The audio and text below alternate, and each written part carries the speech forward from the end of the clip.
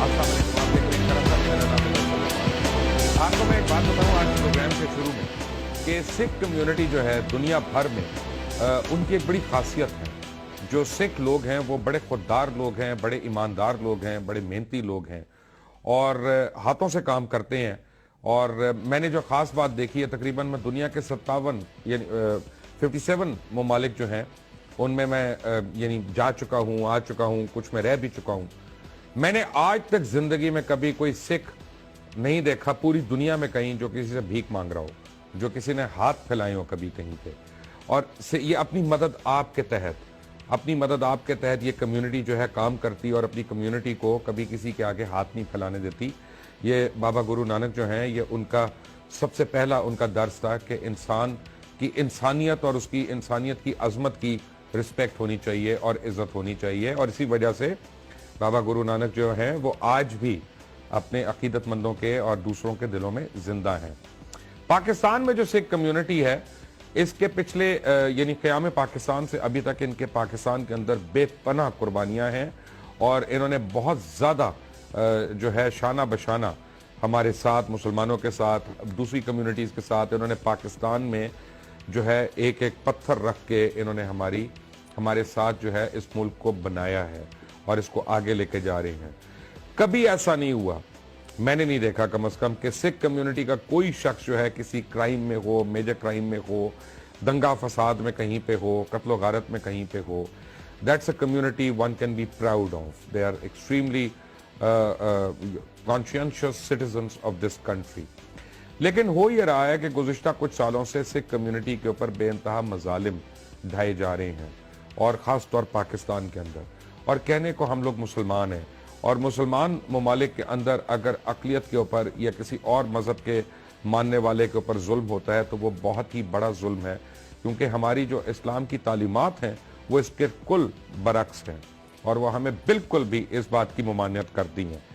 मैं आपको एक बात बताऊं कि सबसे ज़्यादा जुल्म जो है, मैंने आपको अपने गुज़िश्ता प्रोग्रामों में बताया था कि आज मैं कुछ जिसे हम पंजाबी में कहते हैं भांडे फोड़ूंगा, कि मोहम्मद सिद्दीकुल फारूक जो चेयरमैन इवैक्यूएट ट्रस्ट हैं, उन्होंने यानी अजीब किस्म के मजालिम जो हैं वो यहाँ पे सिख कम्युनिटी को बढ़ाने शुरू कर दिए हैं। और जो इतलात आ रही हैं, कुछ चीज़ों के एविडेंस अब आना शुरू हो रहे हैं, वो लगता ही है कि ज़मीनों पे कब्जे, गुरुद्वारों की ज़मीनों पे कब्जे और उनके बिजनेसेस पे कब्जे, ये जो सारा है ये उनका फोकल पॉइंट है। और उसके बाद हमारे यहाँ एक माइनॉरिटी को ज़दकूब किया जा रहा है और उसके ऊपर गलत किस्म के पर्चे कराए जा रहे हैं, झूठी FIRs काटी जा रही हैं, उनको मारा पीटा जा रहा है, उनकी इमलाक ली जा रही है। और वो यानी बेसरासिमगी के आलम में वो जो है उनको, वो बेचारे कुछ अगर एहतजाज भी करते हैं तो उसको एक गलत रंग दिया जाता है। हालांकि इस वक्त पाकिस्तान में शायद ही कोई कम्युनिटी है जो एहतजाज नहीं कर रही, चाहे वो मजदूर कम्युनिटी हो, चाहे वो टीचर्स हों, चाहे वो डॉक्टर्स हों।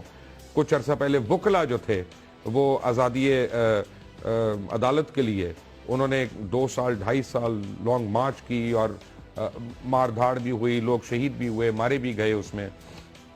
लेकिन उनके ऊपर कभी हमने इल्जामात नहीं लगाए, ना लगा सकते हैं, ना लगाने चाहिए थे कि जनाब ये कोई हिंदुस्तानी एजेंट हैं या ये रॉ के एजेंट हैं या ये कुछ और गैर यानी they are not patriotic Pakistanis. लेकिन क्योंकि सिख जो हैं वो नॉन मुस्लिम्स हैं और सिख कम्युनिटी से उनका ताल्लुक है, तो उनके ऊपर सिद्दीकुल फारूक ने इस तरह के बेइंतहा इल्जामात लगा दिए।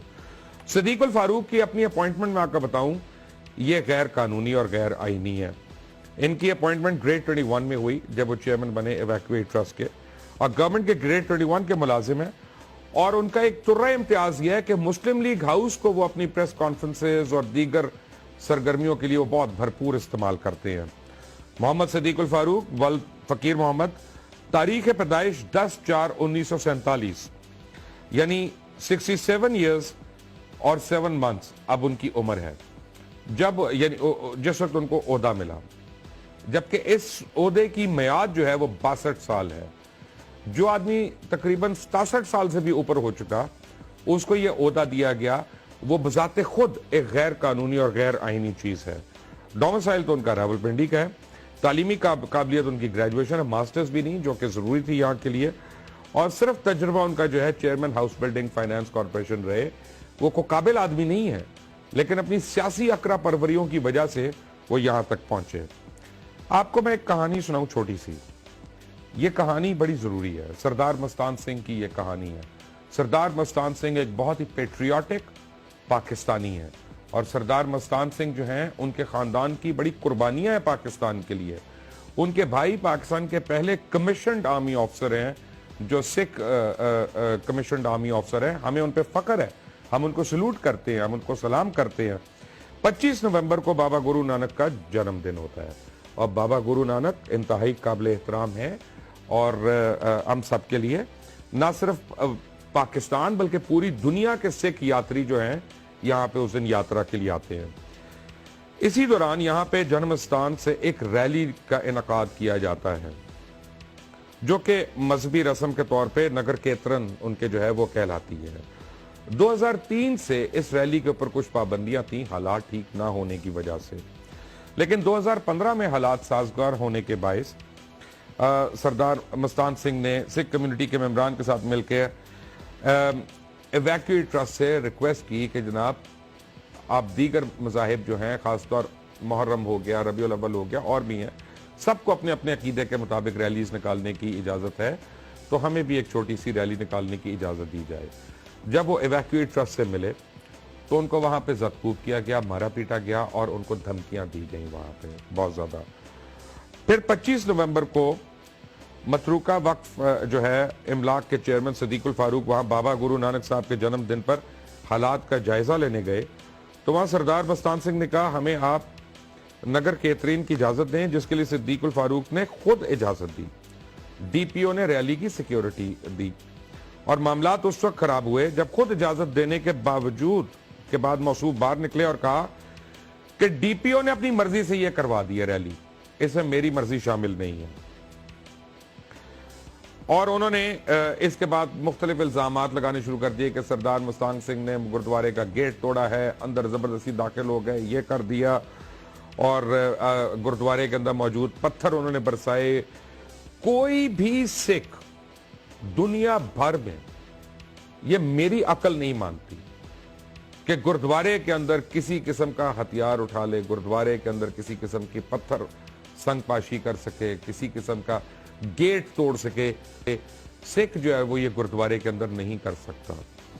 बहरहाल इस मामले को जो है इसके लिए एक अमन कमेटी का इजलास बुलाया गया और फिर सरदार मस्तान सिंह को वहां पे उसी कमेटी के इजलास में गिरफ्तार कर लिया गया और FIR में 123 ए दहशतगर्दी, हेट स्पीच, 295 ए नामूस रसालत की दफात शामिल करके उन्हें धर लिया गया। यानी इतनी खौफनाक चीज हो रही है ये कि एंटी टेररिस्ट लॉ जो है और जो ब्लेस्मी लॉ है उसको सिद्दीकुल फारूक ने किन मकासद के लिए इस्तेमाल किया ताकि उनके अपने कारनामे जो हैं उनके ऊपर जो है वो कवर रहे किसी तरह और वो सामने ना आए। फिर उसी रात, एक ही रात में थाना सिटी और थाना सदर के SHOs को तब्दील कर दिया गया और ये FIR शाम सिंह के कहने पे की गई। लेकिन उन्होंने और उनके यानी जो बेसिकली लोगों ने यहां तक बाद में इंडिया के अखबारों को कहा कि जी हम तो इसमें शामिल नहीं है। फिर जनाब सदीकुल फारूक ने 3 जनवरी 2016 को एक प्रेस कॉन्फ्रेंस के दौरान कहा कि सानिया ननकाना साहब के मुलजमों की पुष्पनाई करने वाले मुस्लिम लीग नून के मकामी लोग जिम्मेदार हैं और उनके नाम मैं आला क़यादत को बताऊंगा और कहा कि पुलिस के आला अफसरान जिम्मेदारियां अदा करने में नाकाम रहे। आज तक उन्होंने वो नाम नहीं दिए कि मुस्लिम लीग नून के वो कौन से लोग उसमें शामिल थे। 4 जनवरी को सिख बरादरी ने गुरुद्वारे पर बंधक कमेटी के साबिक सरबराह सरदार मस्तान सिंह समेत 30 दीगर अफराद जो थे उनके खिलाफ मुकदमा दर्ज किए जाने के खिलाफ लाहौर हाई कोर्ट के बाहर एक एहतजाजी मुजाहिरा किया और मतरूका वक्फ इमलाक बोर्ड की इंतजामिया के खिलाफ नारे लगाए। इसमें तो बड़ी लंबी लंबी आगे बातें हैं, मैं आपको बताऊंगा। और इसमें जब हम पढ़े तो हमें पता चला कि इसमें ज़मीनें हथियाने का बहुत ज़्यादा एक अंसर सामने आया। गुज़िश्ता कई सालों से इवैक्यूएट ट्रस्ट के ऊपर बहुत शदीद इल्ज़ामात आ रहे हैं कि ख़ास तौर मजहबी इबादत गाहों की ज़मीनें, हिंदू मज़हब की, सिख मज़हब की, क्रिश्चियंस की, ये जो है चर्चेस की ज़मीनें वगैरह भी, ये उनको कब्जा करके गवर्नमेंट ऑफ पाकिस्तान की मिलकियत डिक्लेयर करके उनके औने पौने दामों अपने जानने वालों को दिए जा रहे हैं और उन पे कब्जे किए जा रहे हैं। हालत यह है कि गुरुद्वारों के अंदर जो चंदे और डोनेशंस जमा होते हैं उनको अंडर लॉक एंड की रखा जाता है। गुरुद्वारे में जो चंदे आते हैं, पूरी दुनिया से जो सिख यात्री आते हैं और गुरुद्वारों के लिए वहां पे वो चंदा देते हैं, तो वो इवैक्यूएट ट्रस्ट जो है अपने पास वो इनकम ले जाता है और कहना उनका यह है कि हम इनकी देखभाल करते हैं, जबकि हम देख रहे हैं कि गुरुद्वारे और मंदिर ये कोई इतने अच्छे हाल में नहीं है। मुझे लाहौर से ज्वाइन कर रहे हैं राना अजीम, हमारे PFUG के प्रेसिडेंट हैं और बड़ी गहरी नजर रखते हैं पूरे मसले पे। मुझे ज्वाइन कर रहे हैं खुद सरदार मस्तान सिंह, जो सिख कम्युनिटी के एक बड़े अहम कारकुन हैं, जिनके साथ बेइंतहा मजालिम हुए। आप दोनों का बहुत बहुत शुक्रिया। पहले सरदार Mastan Singh sahab, welcome to the show and Sat Sri अकाल। सत श्री अकाल जी, क्या हाल है? मैं ठीक हूं सर। आप हमें बताएंगे थोड़े अल्फाज में, मैंने जरा तफसील बताने की कोशिश की थी ताकि लोगों को पता चल जाए कि आपके साथ क्या जुल्म हो रहे हैं, फिर मैं आगे बताता हूं कि सिख कम्युनिटी के साथ क्या जुल्म हो रहा है। असल में सर मैं आपको अगर तरतीब में बताऊं तो ये टाइम ज़्यादा लगेगा, शॉर्टकट में बात करूंगा। 1999 में 99 में ये पाकिस्तान गुरुद्वारा प्रबंधक कमेटी वजूद में आई। ये कमेटी इसलिए बनाई गई कि ये गुरुद्वारों की हवाले से जो सिख कम्युनिटी के मसले मसाइल हैं या मजहबी रसूमात हैं, इसको अदा अच्छे तरीके से कर सकें। लेकिन अफसोस इस बात का है कि पाकिस्तान गुरुद्वारा प्रबंधक कमेटी को सिखों के खिलाफ ही इस्तेमाल किया गया है। मेरे खिलाफ मैं 2004 में प्रेसिडेंट मुंतखब हुआ। 2005 में जब जल्जला वो बटग्राम वाली साइड पे आया तो उसमें हमने बहुत अच्छे तरीके से अपना काम किया। उस काम से मुझ पे ऐसी इंतकामी कार्रवाइयाँ शुरू हो गई जिसमें मैं आज तक परेशान हूँ। कि देखें सर, अगर मैं बाहर यूरोप पे किसी सिख कम्युनिटी को अपील करता हूँ कि आप मुझे चंदा दें, तो उस चंदे का मुझे पता ही ना चले, अकाउंट का पता ही ना चले कि ये अकाउंट किसने खोला, कैसे खोला, मेरी जगह पे सिग्नेचर कौन कर रहे हैं। तो उस दिन से मुझे ये अफसोस हो रहा है कि देखिए हम पाकिस्तानी हैं, हम पाकिस्तानी होने के नाते पे हमें ये एहसास होना चाहिए कि जहाँ हमने जाना है वहाँ पे हमने सबसे पहला अपना तारुफ जो है ना पाकिस्तान के हवाले से करवाना है। और अगर मैंने मुस्लिम लीग को ज्वाइन किया इसलिए नहीं किया कि मुझे नवाज शरीफ साहब ने कुछ दिया है। इसका मतलब सिर्फ ये है कि मैंने जब बाहर जाता हूँ तो मुझे लोग कहते हैं कि मोटरवे आपकी बहुत बेहतरीन रोड है, तो वो मुझे इस हवाले से महसूस होता है कि यार हमारे मुल्क के लीडर जो है ना उनको प्लानिंग करने भी आती है और काम करना भी आता है। लेकिन मैं बात करूँगा पाकिस्तान गुरुद्वारा प्रबंधक कमेटी के हवाले से। पाकिस्तान गुरुद्वारा प्रबंधक कमेटी का वजूद जो है ना वो ना होने के बराबर है। सर अब यकीन करें कि ये ज़मीनें तो छोड़ें, ये तो बहुत छोटी बात है।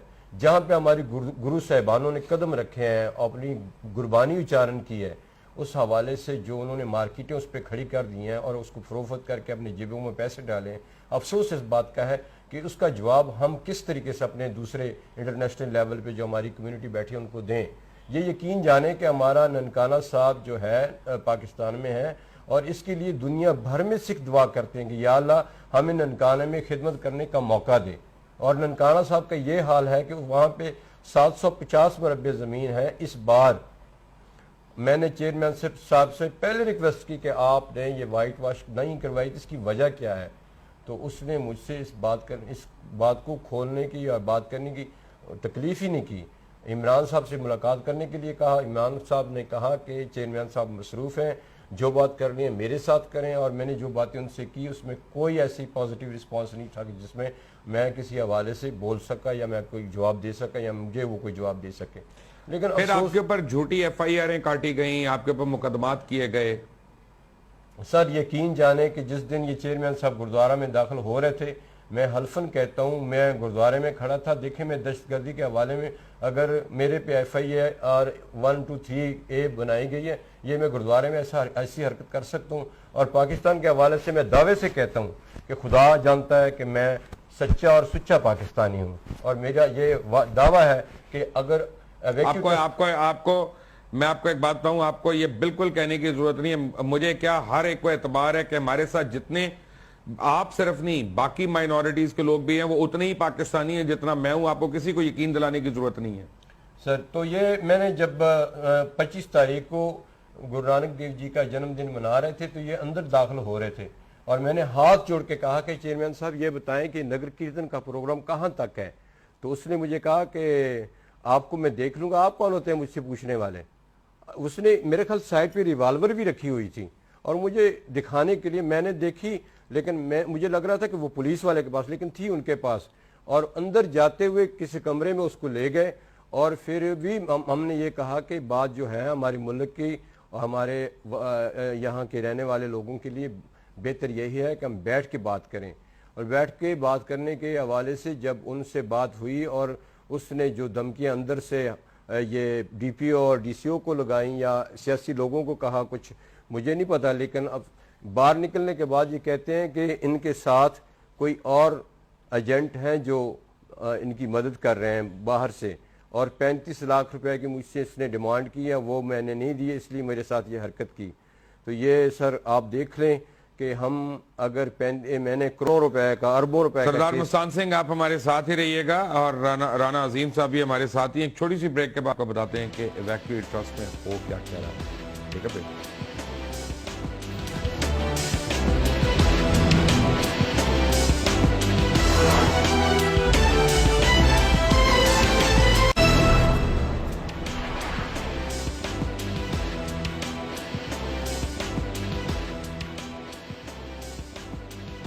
Welcome back from the break.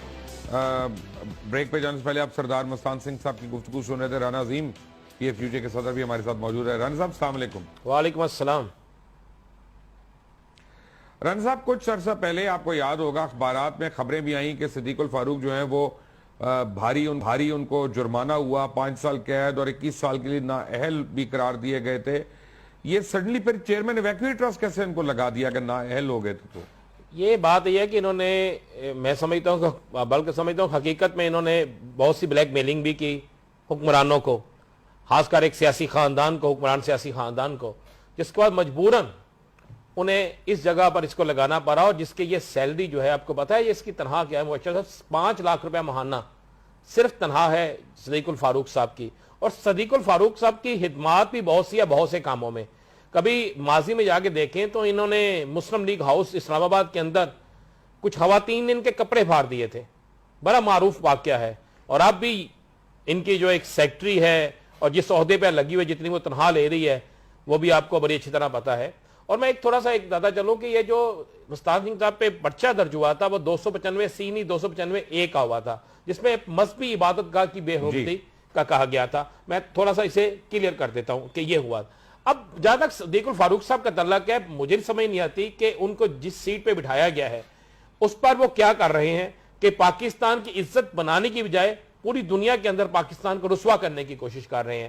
Pakistan ایک واحد ملک ہے جس کے اندر تمام اقلیتوں کو بہت کھلے دل سے قبول کیا جاتا ہے اور یہاں پر ان کی بالکل عزت کی جاتی ہے جس طرح, اور یہ ہم سے زیادہ پاکستانی ہیں.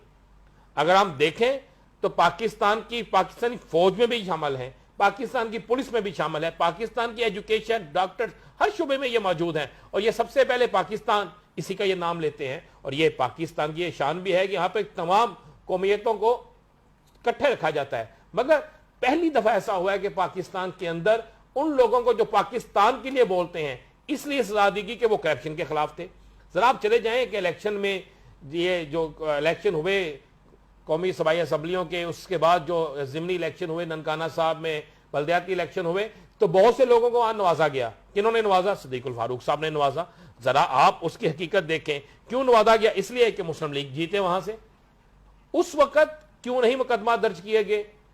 اس وقت جب صدیق الفاروق نے یہاں پر پاکستان کے اندر خود بے حرمتی کی مختلف گردواروں کی, جب انہیں فروخت کیا گیا, جب یہاں پہ مارکیٹیں بنائی گئیں, جب ان جگہوں کے اوپر جہاں پہ عبادت ہوتی تھی وہاں پر پلازے کھڑے کیے گئے, تو یہ بھی ایک بہت بڑا جرم ہے. اگر ہم مسجد کو گرتا ہوا نہیں دیکھ سکتے, اگر ہم مزار کو گرتا ہوا نہیں دیکھ سکتے, تو کوئی بھی پاکستانی جو پاکستان کے اندر رہتا ہے, جب ہمارا مذہب بھی ہمیں اس بات کی تعلیم دیتا ہے اور کہا جاتا ہے کہ کسی کے اور مذہب کی جو مذہب کے دستگاہیں ان کو نہ گرایا جائے, تو جو گراتے ہیں, جو ان کی مدد کرتے ہیں, تو مبشر صاحب پھر ان پر یہ 295 کے مقدمات ان پر درج ہونے چاہیے تھے, صدیق الفاروق پر ہونا چاہیے تھے. میں چیلنج کرتا ہوں ذرا ہم نظر دوڑا کے دیکھتے ہیں, چلتے ہیں کہ جناب ویویکی ٹرسٹ بورڈ کی لاہور میں پراپرٹیاں جو ہیں, آپ مار روڈ پہ چلے جائیں, آپ ہارڈ روڈ پہ چلے جائیں, لکشمی مینشن سے لے کر باقی وہاں پہ پلازے کنہوں نے بنائے ہیں؟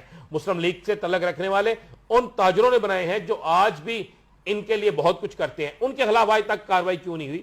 یہاں پر اندرون شہر کے اندر میں کئی ایسی بلڈنگیں دکھا سکتا ہوں جہاں گردوارے تھے, وہاں آپ پلازے بن گئے, اربوں روپے لوگ کما رہے ہیں. ان کے خلاف کاروائی کیوں نہیں ہوئی؟ اس لیے نہیں ہوئی کہ جب چور اور چوکیدار آپس میں ملے ہوتے ہیں تو پھر کوئی بھی ان کے خلاف آواز اٹھائے تو پھر اس کو زبردستی رگڑا جاتا ہے, اس کے خلاف مقدمے دیے جاتے ہیں. یہی مستان سنگھ کا قصور ہے. ایک اس کا قصور یہ ہے کہ یہ پاکستانی ہے, یہ پاکستان کی بات کرتا ہے.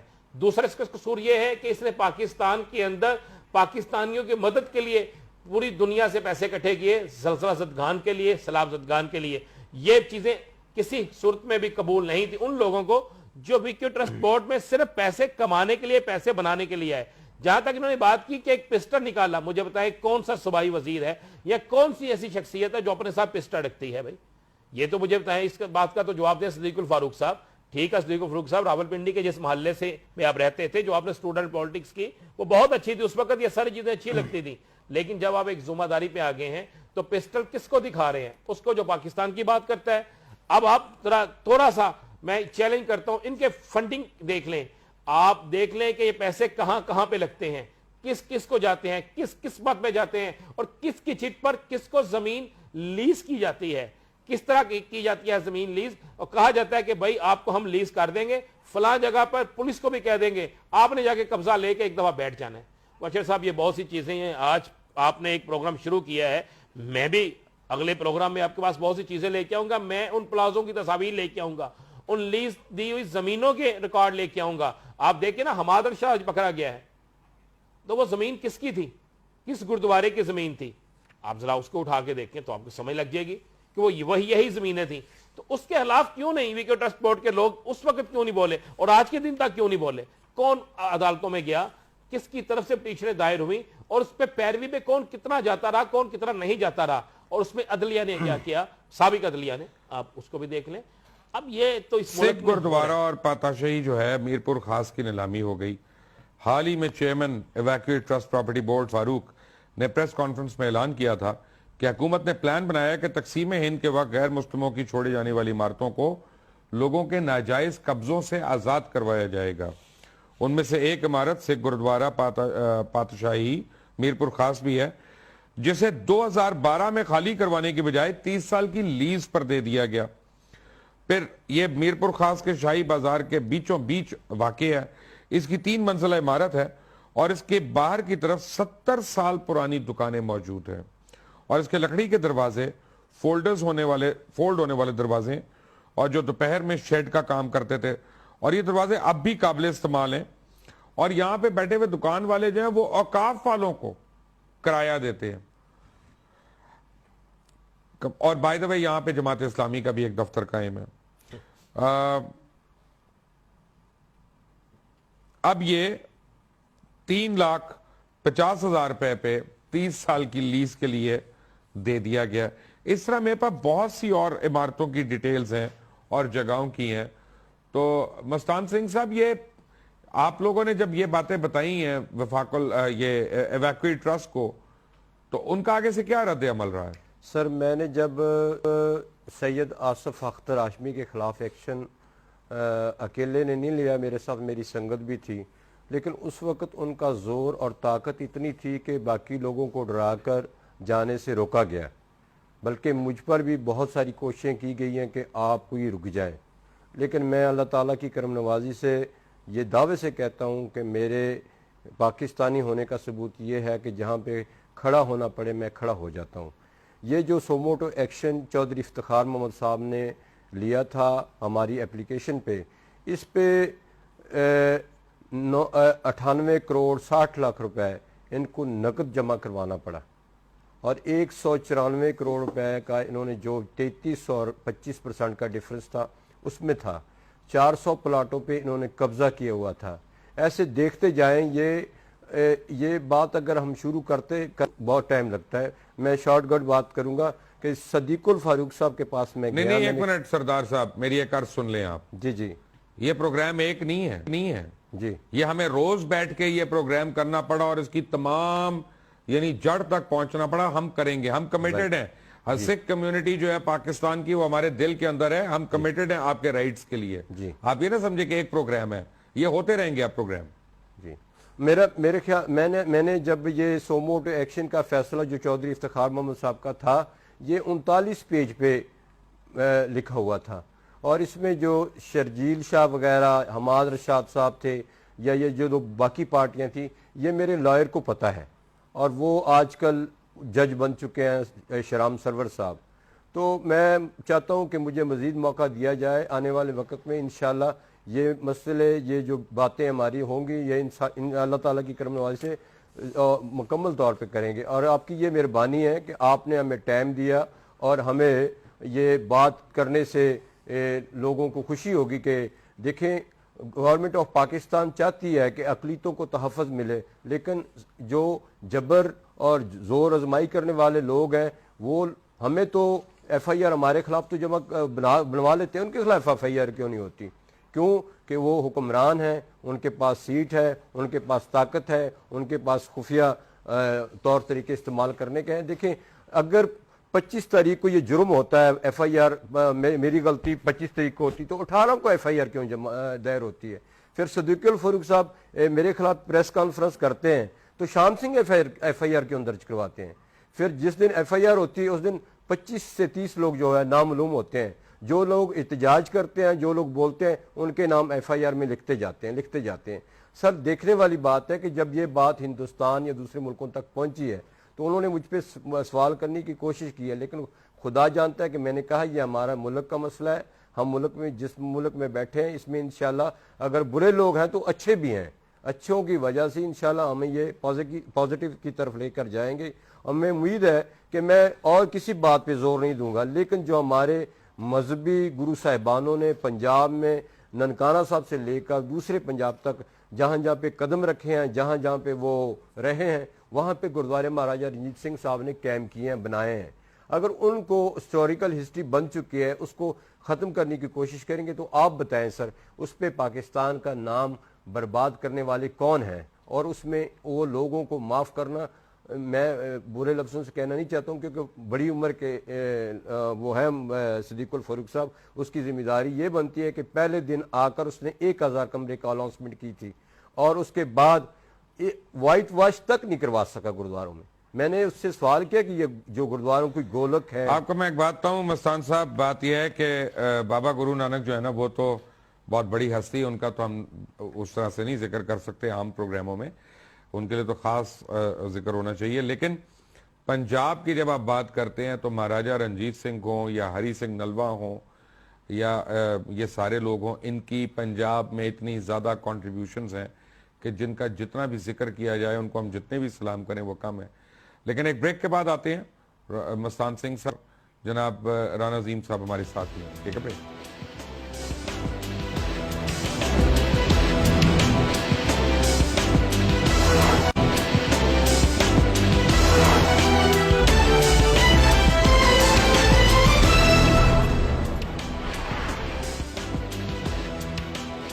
Welcome back from the break. دیوان خان گردوارہ پراپرٹی پر قبضہ ہوا اور وہ اس طرح سے کہ 31/3/9 کو Ghulam Sarwar deputy secretary shrines کی جانب سے ایویکوی ٹرسٹ پراپرٹی کو چونا منڈی میں واقع گردوارے کی زمین کے حوالے سے ایک لیٹر لکھا گیا جس میں بتایا گیا کہ چونا منڈی لاہور میں واقع دیوان خانے کے کتنے رقبے پر تعمیرات نہیں ہونی چاہیے, جس میں سردار شام سنگھ سابق صدر گردوارہ سکھ پربندھک کمیٹی کا بھی حوالہ دیا گیا کہ دیوان خانے کی 12 مرلے اسکوائر فٹ اور 60 اسکوائر فٹ پر تعمیرات نہ کی جائیں. اس زمین پر گردوارہ ہوا کرتا تھا اور اس پر سکھ کمیونٹی دوبارہ سے اپنا گردوارہ تعمیر کرائے گی اور دیوان خانہ گردوارہ میں غیر قانونی تعمیراتوں کو اس میں رکوایا جائے. 11/5/2010 کو سید فراز عباس ڈپٹی سیکرٹری شرائنز نے دوبارہ ایک خط لکھا اور دیوان خانے میں غیر قانونی تعمیرات کو رکوانے کا کہا, پر اس پہ کوئی عمل درآمد نہیں ہوا. 20/5/2010 کو پھر سید سرفراز عباس ڈپٹی سیکرٹری شرائنز نے دوبارہ خط لکھا جس میں دوبارہ کہا گیا کہ غیر قانونی تعمیرات کو ہونے سے روکیں. This may treat this may be treated as most urgent, उन्होंने लिखा। 7/9/2010 को Zahid Hussain Bukhari additional secretary shrines ने होम सेक्रेटरी पंजाब को लिखा कि property number F2145 and 2147 evacuee trust की कंट्रोल और मैनेजमेंट में प्रॉपर्टी है, और मुजाज अथॉरिटी ने mister Mohammad Fazal son of Haji Mohammad Afzal को तामीरात की इजाजत दे दी है। और दूसरी जानिब सिख कम्युनिटी का दावा है कि प्रॉपर्टी नंबर F2147 दीवान खाना की मिल्कियत है, और दीवान खाना सिख कम्युनिटी की मजहबी जगह है, और इस जगह की हुर्मत और एहतराम का पास यकीनी बनाया जाए। और अगर डेवलपर ने उस गुरुद्वारे की जमीन पर काम ना रोका तो पूरी दुनिया के सिख इस पर सवाल और एहतजाज करेंगे, जिससे मुतालिक पाकिस्तान का दुनिया में मनफी इमेज जाएगा। इसलिए हुकूमत पाकिस्तान को अपना किरदार अदा करना चाहिए और मुतल्लिका थाने को हदायत करनी चाहिए कि वह इस गुरुद्वारे की जमीन पर नजर रखे और गैर कानूनी तामीरात ना होने दे। 10/11/2010 को आमिर खान वजीर सेक्रेटरी श्राइन्स ने सेक्रेटरी होम डिपार्टमेंट को लेटर लिखा, जिसमें दरखास्त की गई कि दीवान खाने की जमीन का कब्जा जल्द अज जल्द पाक सिख गुरुद्वारा प्रबंधक कमेटी को दिलवाया जाए। 24/3/2011 को Zahid Hussain Bukhari additional secretary shrines की जानिब से IG पुलिस लाहौर को लेटर लिखा गया और उसमें भी मुतालबा किया गया कि कानून के मुताबिक कार्रवाई की जाए और दीवान खाने की जमीन का कब्जा हासिल करके जल्द अज जल्द ओरिजिनल मालकान को दिया जाए। राना अजीम साहब, ये जो सारे खतूत का मैंने हवाला दिया, ये मैंने सिर्फ एक गुरुद्वारे की जमीन का और गुरुद्वारे का आपको मैंने बताया कि अगर हम यहां पे बैठ के बाबरी मस्जिद के ऊपर इतना हम करते हैं, जो कि करना चाहिए, यानी सही किया हमने, तो सिखों के गुरुद्वारे भी तो इंतहाई काबिल एहतराम है और उतने ही काबिल एहतराम है किसी की भी इबादतगाह जो है जो हमेशा से उनकी थी, तो वहां पे दूसरी तामीरात की इजाजत क्यों दी जाए कब्जा करके। अच्छा, ये तो आपने बशर भाई एक गुरुद्वारे का जिक्र किया, बिल्कुल दुरुस्त कह रहे हैं, चूना मंडिया वाले का। आप अंदरून आ जाए, रंग महल में देख लें, लोहारी गेट में देख लें, उसके बाद आप आए मलिक मिराज खालिद मरहूम जहां रहते थे, जो बिल्डिंग थी ये बीडर रोड के ऊपर, हार रोड बिल्कुल साथ, वो बिल्डिंग भी तो सिख गुरुद्वारे की थी, इनके नाम की थी। उस पर आज प्लाजे बन चुके हैं, 6 प्लाजे बने हैं, और ये 6 के 6 प्लाजे मुस्लिम लीग से तलक रखने वाली शख्सियात ने बनाए हैं, और उस पर आज के दिन तक एक भी नोटिस जारी नहीं हुआ। मेरे पास वो लिस्ट मौजूद है, मैं बिल्कुल वो सामने ला सकता हूं कि लाहौर समेत ननकाना, इसके अलावा हसन अब्दाल, शेखुपुरा, नारोवाल, जहां जहां पे हैं, ये कितनी प्रॉपर्टी हैं जिन पे कब्जे हुए, कितने गुरुद्वारे हैं जिन्हें गिराकर प्लाजे बनाए गए, और कितने गुरुद्वारे इस वक्त मौजूद हैं जहां अंदर रहायशें रखी गई हैं। ये कौन सी ऐसी जगह हैं, इनकी जगह है जो सेल की गई हैं। जिस मुल्क के अंदर, जिस शहर के अंदर ऐसे चेयरमैन बन जाएं जो सिर्फ वहां पे कमाई करने के लिए आए, जो वहां पर सिर्फ इसलिए आए कि वहां पर हम पैसे कमाएंगे और अपने बनाने वालों को देंगे और सियासी जमातों के ऊपर खर्च कर मजीद अपने लिए आगे ज्यादा ओहदे लेंगे, तो वहां पर क्या होगा। अब आप जरा इनका एक बजट निकाल के देखें।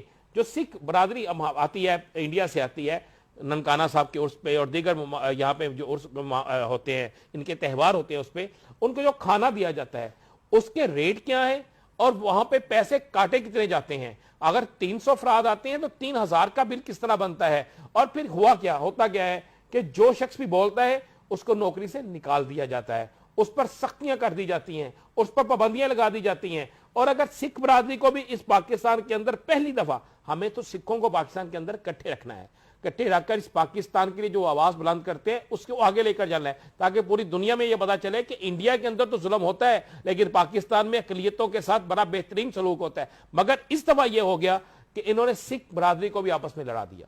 सिद्दीकुल फारूक ने वही किया जो किसी वक्त में वो अपनी पार्टी के अंदर भी करते थे, वही तजर्बा उन्होंने पाकिस्तान के अंदर किया।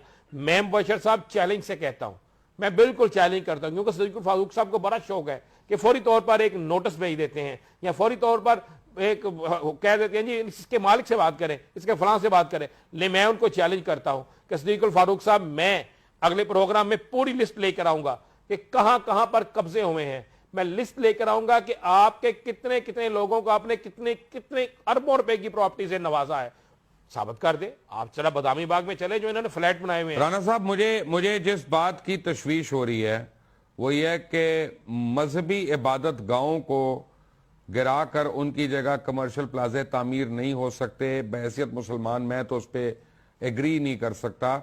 तो आई मीन ये करने वाला अपने आप को मुसलमान कैसे कहेगा? کیونکہ اللہ تعالیٰ کے احکامات ہیں کہ مذہبی عبادت گاہوں کو بالکل نقصان نہیں پہنچ سکتا. رسول پاک صلی اللہ علیہ وسلم نے فرمایا تھا جن کے لیے جو کل کائنات کے مالک ہے، دو جہاں کے مالک ہیں، انہوں نے فرمایا تھا جن کے لیے یہ ہم سب، جن کے لیے یہ کائنات تخلیق کی گئی، انہوں نے بالکل بتایا تھا کہ ان کا حکم ہے کہ کسی کی عبادت گاہ کو مت گراؤ.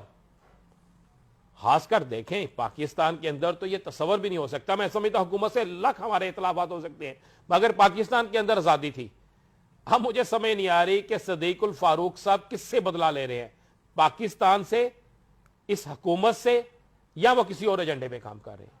یہ سمجھ سے بالکل باہر ہے کہ آصف ہاشمی پہ بہت الزامات لگ سکتے ہیں، بہت کچھ کیا ہوگا، لیکن کم از کم اس وقت میں پاکستان کے گردواروں کو اس طرح گرایا نہیں گیا، وہاں پہ یہ سب کچھ نہیں کیا گیا، سکھوں کو آپس میں لڑایا نہیں گیا، پاکستان سے محبت کی جائے نفرت کا درس نہیں دیا گیا. یہ ہوا تھا.